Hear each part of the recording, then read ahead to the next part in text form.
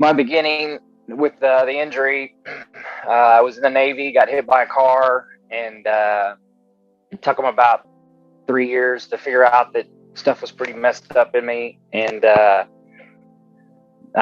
finally got my hand put back together, and they said that, you've got severe damage to basically all the bones in your body, and it's just a ticking time bomb. It's a matter of time, but stuff's going to start going wrong for you. And I'm like, oh, okay, whatever.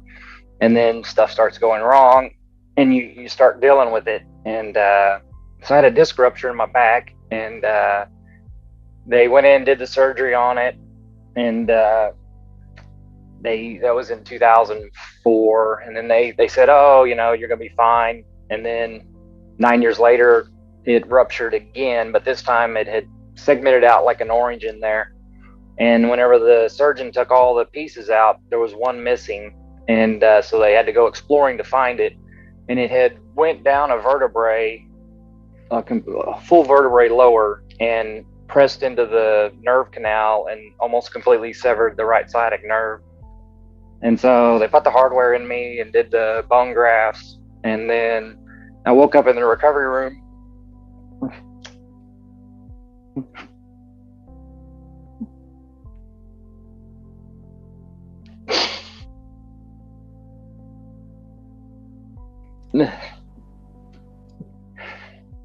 I had the entire surgical team was around the bed.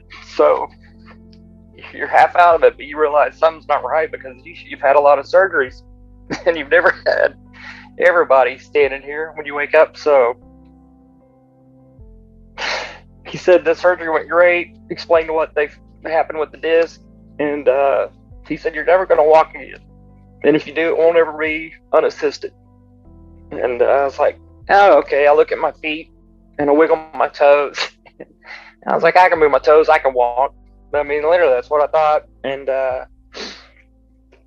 the anesthesiologist was standing by my left shoulder, and he tapped on it, and he goes, son, you're not listening to what he's telling you. And I said, oh, I heard him, but I can move my toes, so I'm good to go. And he said, no, you're not. And I was like, okay. So I go back to my room and started having some issues in there. I ended up having my own cardiologist in there with me for the next 24 hours because my blood pressure and heart rate is so low, and they can't figure out why. Everything's bottomed out. And they finally figured out that somehow we had damaged my sympathetic nerve system. And so I've lost my reflexes from my ribs down, and I don't get the message to go pee and stuff like that. And so the other three are your heart rate, your blood pressure, and breathing. So you'll lose one of them. That's it. And so once they figured all that out, I started the therapy, and I get up out of the wheelchair, and I thought, man, I stood up, I'm good. And then I went to move my leg, and nothing happened. It just drug. And this therapist from across the room yells at me. She's like, you pick that foot up, you don't drag it. And I was like, I was trying to pick it up. It just didn't pick up. She comes running over there and starts chewing on me and tells me, you pick that foot up. And I'm like, I'm trying to. She said, no, you're not. And I was like, man, I got my own personal drill instructor now. And so it took me an hour, and I finally took the 10 steps that they wanted me to take so I could go back to the room. And I get back up there and immediately go back to checking the heart and blood pressure and everything. And that's where everything started. And that was in 2015. And then 9 months later, they released me from having to use a walker. And I asked the surgeon, I said, so can I take the stairs? And he's like, yeah, it'd be okay to take the stairs. I don't see a problem with that. So since they've released me, I've only took the elevator when I've had surgeries at the VA. So it'd be 3 times since then I've actually took the elevator to get to where I needed to go. And otherwise I take the stairs. And so it got to where when I had so many appointments, literally so many appointments at the VA over the next few years, that Google Maps made the VA my work location, which I always thought that was funny when it said updating your info, work location, VA hospital. And I thought, well, that's pretty funny. I don't work there. I'm just there all the time. And so literally in between appointments, I would just go to the stairwell and go up and down the stairs as many times as I could go up and down them. And it started out where it was just 1 or 2 floors to now I'm doing 10 trips up and down the 9 floors in a day. And then I would start walking around the medical district there and then go to my next appointment. And I kept telling them, you know, my leg just misfires all the time. I can't control it. The nerves are sending bad messages or something. I can't control that leg.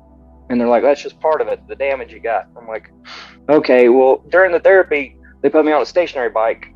And I could feel the controlling it while I was doing that. I kept telling them, you know, I think this is helping me. It's getting better. And they're like, okay, well, it's time to move to this next deal. And I'd move and do the next thing. And then it got to where I would go in for my therapy, and all I would do is get on the stationary bike and ride for an hour.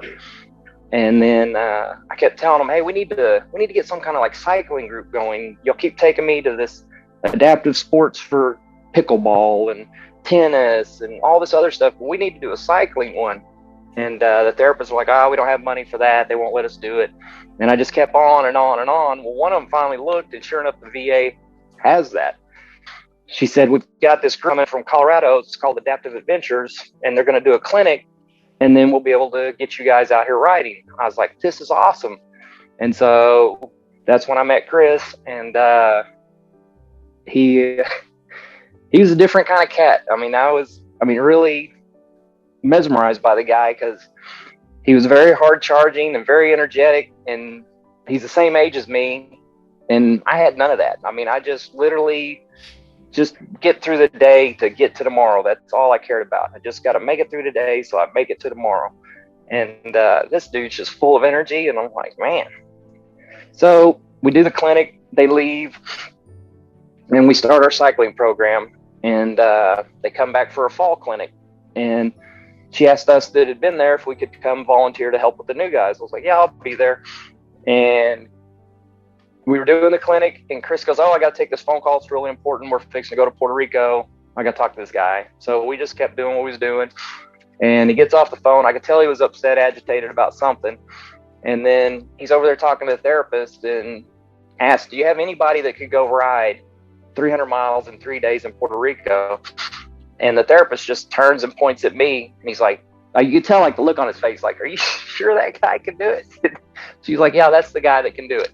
And so he came over and asked me, and I said, yeah, I'd love to go. Let me make sure it's okay with my family before I just up and take off. And I said, when is it? He goes, you got about 12 days. And I was like, oh, okay. And he goes, you sure you can do it? I'm like, yeah, I can do it. I can ride that. And so we finished the clinic, and I had 11 days left. And I thought, well, I need to pack my bike, get it ready to ship it. So I'm going to lose that day. I got 10 days. I'm going to ride as many centuries in the next 10 days as I can ride, 100-mile rides. And so I ended up riding 7 century rides over the next 10 days. And I thought, man, if I can do this, I can do anything. And so I get down there. We do the ride in Puerto Rico, and they brought it, Mike Solis, the hand cyclist. And Chris was talking about, hey, we need guys that can block traffic and protect him. And I thought, I think I want to do that. I think I want to be one of those guys. I mean, I did it with the recumbents when we were doing the clinic. I guess I could do that, down there.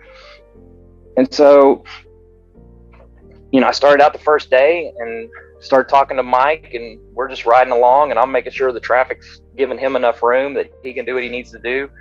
And the end of that day, that was when I had my defining moment. I'm like, this is what I like to do. This makes me feel like I have a purpose, protecting those guys so that they don't get hit by that car. And like literally when that happened, it was a huge, huge release for me, because there was nobody there to protect me when I got hit by the car. So I'm like, if I can do that for somebody, then I've got a purpose again. And then that's when energy and everything that Chris has just kind of creeped into me, because now I've got a purpose. And next thing you know, Chris is like, hey, you want to go do this with me? You want to go do that? And I'm like, yeah, let's do it. Let's keep going. And, the past 3 years have been nonstop, and then COVID hit. And everything came to a stop. The VA shut down. We had no groups. We had no mission, nothing. There was nothing we could go do. There was no other veterans to go help. Everything went away. And Chris is like, hey, we're going to do this thing on Zoom. You want to jump in with this? And I was like, yeah, let me get in there. Let me see what this is all about. And jumped in, started doing the trainer stuff with him. Did a couple other groups and stuff. And I told him, I said, man, this is huge help, because the veterans have nothing right now. And if they were relying on the VA for either doing sports or doing mental health things, they have nothing. Like, we need to get more guys on here. We need to reach out and every VA, get anybody that needs help on here doing this. And he just ran with it. He literally did everything he could to drag every veteran out that he could get. And then as the year went on, I decided to do the ride to Mount Rushmore, and then we went to Montana and did that ride up there. And while we was up there, I found out that a friend of mine, that was a Special Forces guy, had killed himself. And it just bothered me, because I know that guy, and I know that if he would have been involved and had stuff to do and had commitments, it probably wouldn't have happened. And so it just really hurt me. And so that's when I told him, I said, look, for Veterans Day, I want to do something to get the VA's attention, and I need your help, because I know you got the connections. And he's like, I got you, brother. Let's make this happen. And so he just hammered tagging the VA left and right while I was riding. And, I don't know how many posts we made over that 24 hours, but did everything we could to just get their attention that, these vets need help. And that's, for me, means more than any of the surgeries I've had. Just y'all's willingness to help veterans and anybody with a disability. It's phenomenal.